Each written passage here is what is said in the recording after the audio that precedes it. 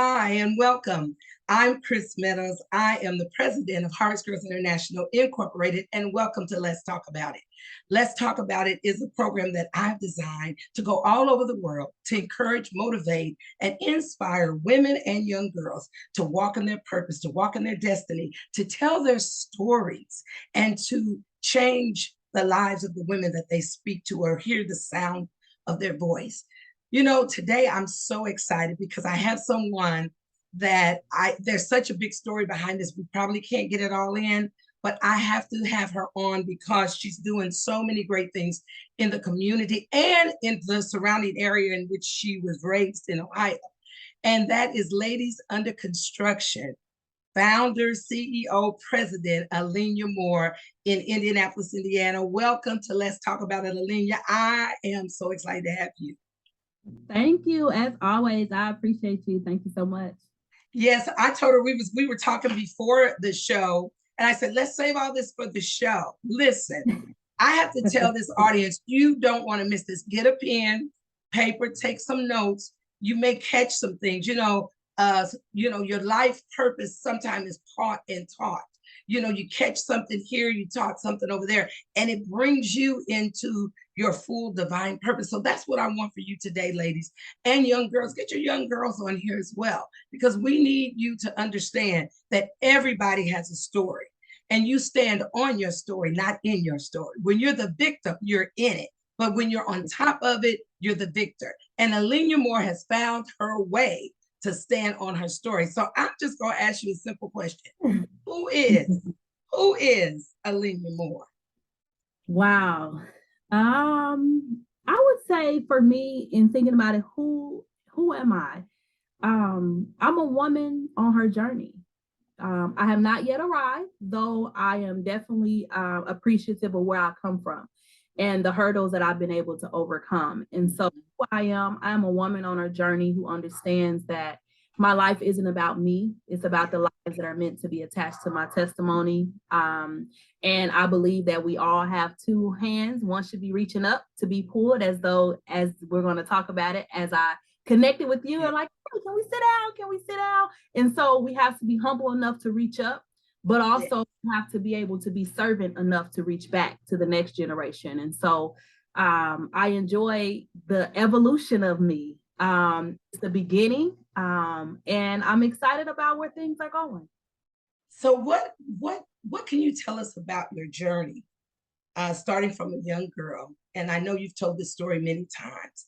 What can you tell us about your journey, that even when the odds were against you, but you fought that and you knew something was better? Tell us a little bit about that. Well, definitely the odds was against me just at birth, being born to a mother who was suffering from mental illness, schizophrenia, in the plight of the 80s, addicted to crack cocaine. And so my grandmother raised me, and so although she did the best she could with what she had, I wasn't provided that social and emotional support that I needed as a young child. I didn't understand at that time, being raised in the projects, being raised just by a single family house, living, on fixed income, not knowing, as my grandmother used to say, sometimes it was more of the month than it was money, and able to not understand that. And so I look at that as now I've understood that I was the wild card. Although I was dealt that hand, it's not about where you started, it's about the desires that you have and where you want to go. And so as I move forward, I was introduced to the game of basketball. And so as I think about it, my basketball coach was my father figure. Of my childhood, I didn't know who my father was. I didn't, have any inclination of that. And so my coach became my father figure, teaching me sports, but also now that I look back, we don't understand as a young child those things that are seeds that are planted. Not only was it that basketball, a sport, it was life skills, discipline, structure, teamwork, sportsmanship, hard work, perseverance, all the different words that we use to this day. And so I think that was that thing that was able to help me understand. I would be remiss if I wouldn't mention places like the Boys and Girls Club, not having to go home to what I'm used to seeing and the environment and the lack thereof role models. I have a Boys and Girls Club that also, I would say, played a part in raising me. Wow. Awesome.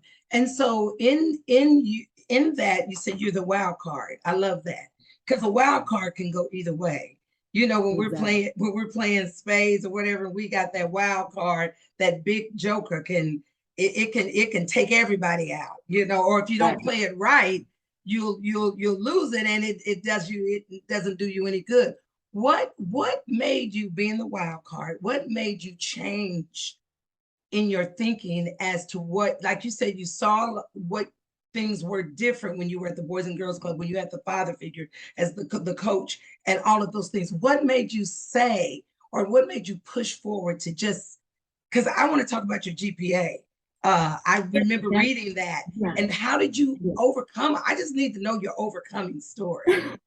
Yeah, you know what? It's so interesting because I think about how did that young girl at 17 who only had a D average in high school have the ability to move 3 hours away from home with no family? Mm-hmm. Honestly, I don't know. I think that it was something in me that wanted something different, although I didn't know what that was. Mm-hmm. Do believe it was a sense of accomplishment. Mm-hmm. Getting that letter from the university, despite what the grade was. Although I want everyone to understand, that is something that I want to push on.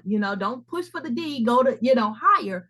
But getting that letter and understanding that university did not judge me upon my grades, but also knowing that first year I came in on probation. Mm-hmm. I came in on probation. So it's not that they weren't looking at it.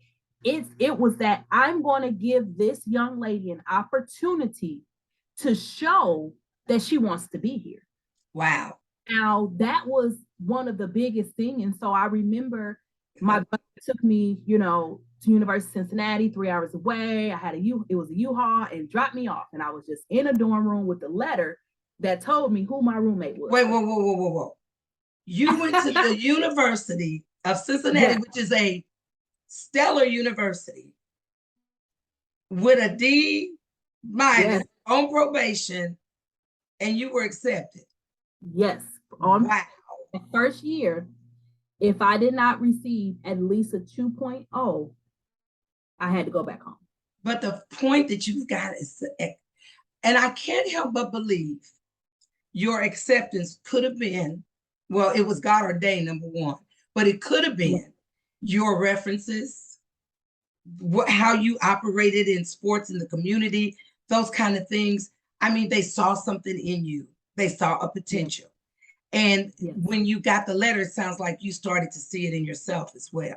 But you always had a desire, you said, that you wanted something more, something better, or you were excelling for something higher. Let me say about your education. You're now in the doctoral program. What in the world happened between the time you went in from a probationary student who probably shouldn't even been accepted to now you're in a doctoral program? Let's talk about the educational journey. You know what? First, I went back for my master's. I went back for my master's because at that time, I wanted to give my daughter an experience also. And so it was something for me to be able to now, my mother didn't come to my graduation for my undergrad. So I wanted her to see I continue to want her to see different ways of accomplishment from her mother, because I should be the first example, the first role model. And so being able to get a master's degree or get a degree in general and have my daughter attend my graduation was very, very powerful. Also, I serve a lot of young ladies in the community, and it's one thing for me to tell them to push for excellence and go beyond and do these things, but I know that there's more in me, and I still stay content in this area. And the biggest thing. And so now my doctoral, working towards the PhD, I told myself, I said, you know what? You're here. What's 3 more years to top it off? You Mm. do it, you've overcome a lot getting your master's degree. And so although you still have a lot that you're doing now, you were doing way more when you did that and you still got it. And so yeah, so I'm excited. Definitely something when it comes to being self-motivated, but also driven and disciplined. 'Cause I was So, just gonna say, and just making it through the 4 years oh to the yes. yeah, that had to be, I mean, you going in with a deficit and going through and making that 4 years, that right there is an accomplishment within itself for anybody. And then now the And master, even now with that the though, doctoral. so it was 5 years for me. Because remember that first year was all probationary period. So I Okay, there you go. all my pre-courses. So I was getting it, but it wasn't going towards that. It I was more see. Hmm. Wow. preparing. So just and patience and waiting. So here's the thing I love you just said. You talked about motivation and discipline. I always say Mhm. you may not always be motivated, but you have to be disciplined. Oh And when the yes. motivation is not working, the discipline is what is the driving force that keeps you going. And that's with Correct. anything. And I always feel like people want to be motivated. Oh, motivated. I need a motivational. No, you need to be disciplined. Because when I teach and I'm training, the one thing that I teach is the difference between motivation and discipline and how they can work together, but separately when one is not working. The Mhm. discipline is the thing that's going to take you through. It sounds like to me you were very disciplined at a very early age. It sounds like to me you took 5 years to get through college. The first year was just you couldn't even, it was just probationary. I mean, some people would say, well, shoot, what am I doing this for? Let's just give this up. Right. But 5 years and then masters, now the doctoral program. So amazing. I want to move very quickly into ladies under construction. Let's talk about that. How did that begin? And tell us what it is. Tell us what it is, and then how did that begin? Okay. And so when I moved to Indianapolis, I moved to Indianapolis in 2007. A couple years after that, I worked at the one of the Boys and Girls Club, and so I had a group of young ladies, and so I was a teen advisor. Teen program had shut down, and so they didn't have funding or they didn't see the value in it at that time, and so I didn't want to stop working with my young ladies, and so I ended up becoming a volunteer. And so we actually sat down and we were thinking of names and we said, okay, voted on ladies under construction. And the reason why I call it that is because we're all under construction. No one is ever. Mhm, mhm. I'm on this level. It's my job to pull others up. And same thing as I continue to go to the next level. And so it is a mentoring program for girls ages 8 to 18. And I always say meeting girls where they're at in order to take them where they need to be. And so we do group mentoring. We have 10-week group mentoring sessions, and then we also have one-on-one mentors. Awesome. Now you're also expanding that to even greater. I know you were going in the trenches getting girls, and then this summer you had a camp. You started a camp, and now you're in the school system. Just tell us about that, those Yeah, things. so I was so excited because I had always had the desires and the thoughts to do something for the summer for teenage girls. People are always saying, well, there's nothing for them to do, or they don't want to do anything, and all these different things. But that's the time we have a lot of idle time, walking around the neighborhood, Mhm. different things. And so I did a summer camp. It was very successful. Girls ages 11 to 17 on a weekly basis. I had 17 girls, Monday through Friday, 9 to 5. And we had guest speakers coming in. They had a book club. They learned how to do some speaking, different speaking things that they did. Um, Business plans. We had people partner. They all got certified in CPR first aid through American Heart Association. They ended up getting. They had a lot of journaling. They did. Learned about healthy dating and a lot of different things that I wanted to be able to put all of that in the same realm. And so that was very good. Transitioning in the fall, we actually are partnering with 8 schools. One, I'm excited by them all, but I'm specifically excited about one because we do have an alternative school that's here locally that mhm. actually granted our program to be an elective. And so the girls are actually getting a credit. So we're going to be able to see ladies on construction on a transcript. Oh, wow. That wasn't even something that I thought of or imagined or desired, but just if that goes to show when you're doing the work, a lot of times what you want is many times bigger than you. And so being able to see those things, and so we're doing that in that setting. Wow, this, it's so amazing because I'm watching you grow. You and I first connected years ago. You reached out to me, this kind Yes. of little shy girl, talking soft on the phone, wanted to connect with me, just to talk, and you were trying to figure it out. You connected not just with me, but with several powerful women in the city, older than you, had kind of went before you and knew maybe a few things to enlighten you on, and you just wanted to talk and hear the stories. You were just trying to figure out how to walk in the purpose and all of that. And I know you gleaned from everybody. But to see you today, I mean, you have a radio, I don't know if you still, but you had a radio show. You were on the radio. You and I worked together doing a facilitating for youth facilitators for leaders. And you and I worked, and I remember you were the shyer one. And now I'm looking at you moving forward, saying this because you're getting ready to do a TEDx talk. How Mhm. amazing is that? Tell us about that.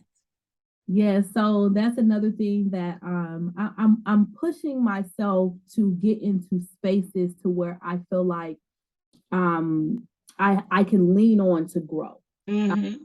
So when I applied, I saw the TEDx and I said, I'm going to apply for this. And it actually happened in a season, and the topic was actually in season with what my season was at that time and what I'm experiencing right now. And so Mm-hmm. I just sat there, and you have to do a video, something similar to this, and I recorded myself. The topic is a sense of place. How do you know where you're at, where you belong, in the world, and all these different things. And so you had to present based on that particular topic. And so I presented, my perspective with it, and I got the email stating that I was accepted. I was like, okay. I said, okay. And I had to read it all. I'm like, oh my God, okay. So what is this? And so it's so interesting because from that video to getting that information, and visioning myself on the TEDx, Mm-hmm. stage, Yeah, I'm still at the point where, as people say, oh my God, I'm nervous, I'm scared, I don't want to do this. You can still be all of those things and still. absolutely.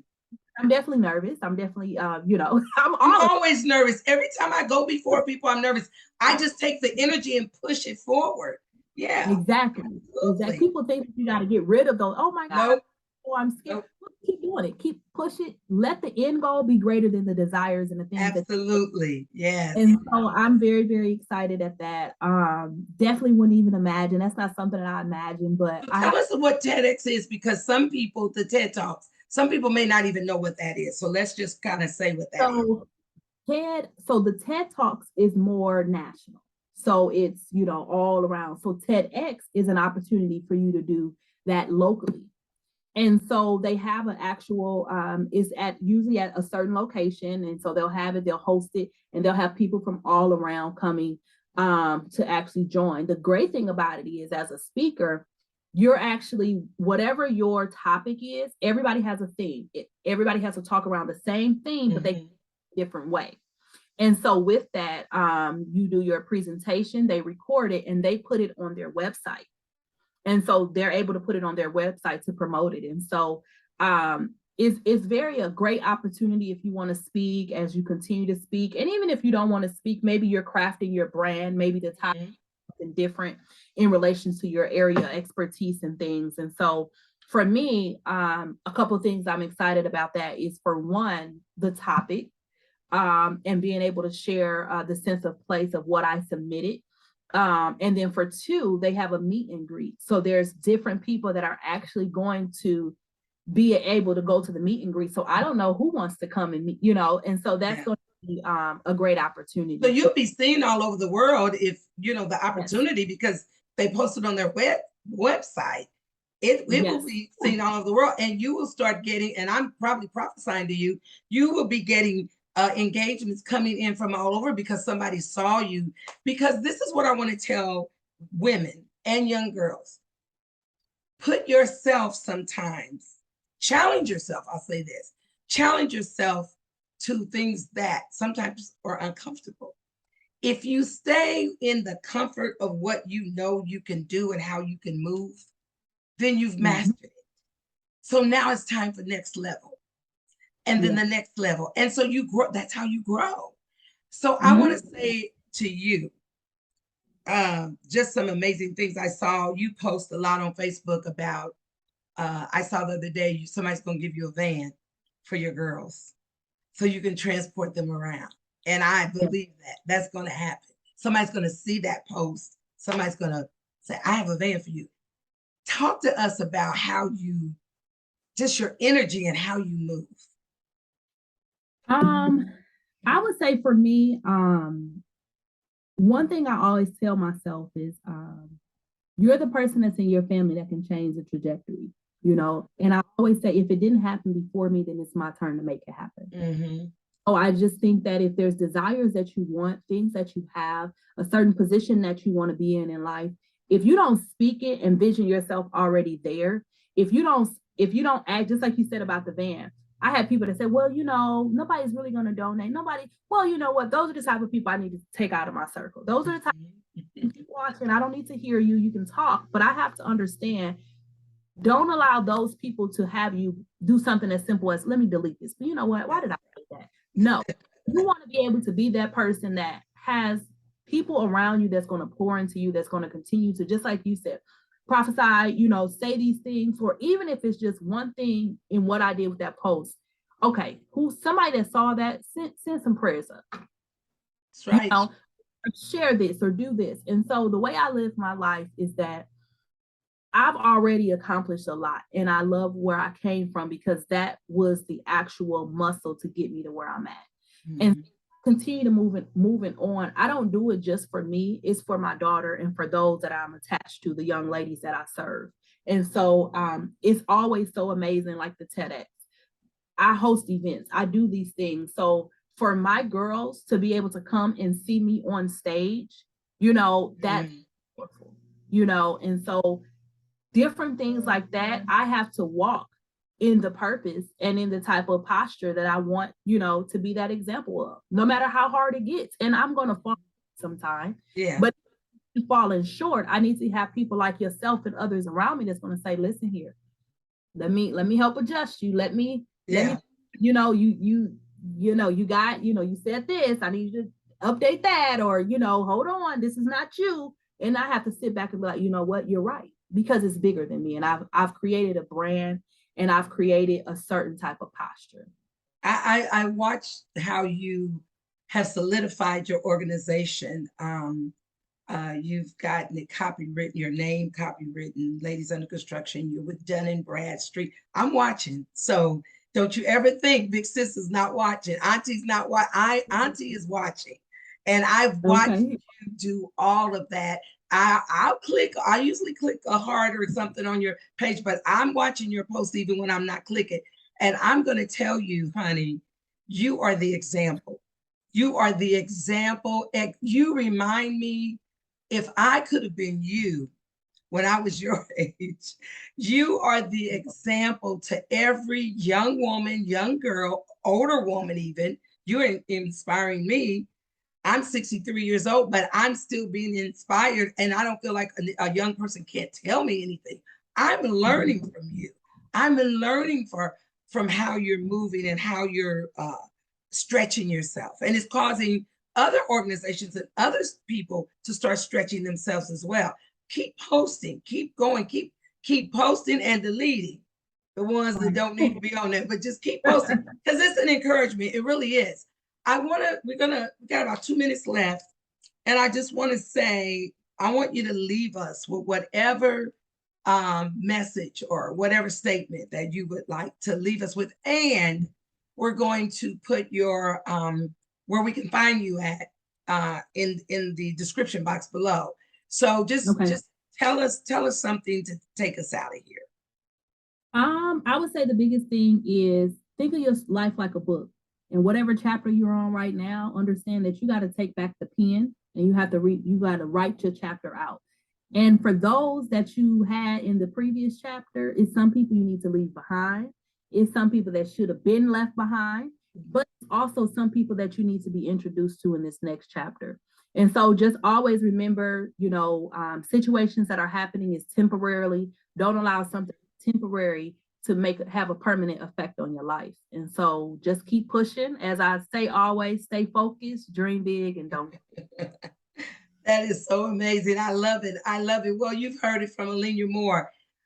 Just a young, beautiful, accomplished, inspiring, motivated woman against all odds to make it happen and giving back to the community in a huge way. Alenia, just tell us where we can find you at on the social media. Yes, so it's Alenia Moore, Aleanya. Last name is Moore, Moore. Or if you want to visit our organization, is Ladies Under Construction, and it's all one word. So ladiesunderconstruction.org or on Facebook, Ladies Under Construction. And you know, it's just one thing just occurred to me just real quickly. We didn't talk about More Speaks or Mo Speaks, More Out of Life. Or you have she has so much. She's such a brand. Let me just say that. She has. Tell us what, just real quick. What are your other? More to Life is really just life coaching, personal coaching, business coaching, and it's called More Out of Life, of course, because that's my last name. But MOL Speaks, which by the speaker world, that's what they know me as. MOL Speaks, so it's More Out of Life. So pushing others to get more out of life. Yeah, and you're also on Clubhouse too. Yes. I mean, she's all over it. I'm telling you, we could just go on and on and on. But we're going to wrap it up now, and she's given us something to take with us. Thank you so much for your time. I know you're so busy, but I appreciate you. I bless you. I wish you health and that you may prosper. And once again, please like, share, and subscribe to this channel so that you can know when we're going to have awesome people like this one telling their story.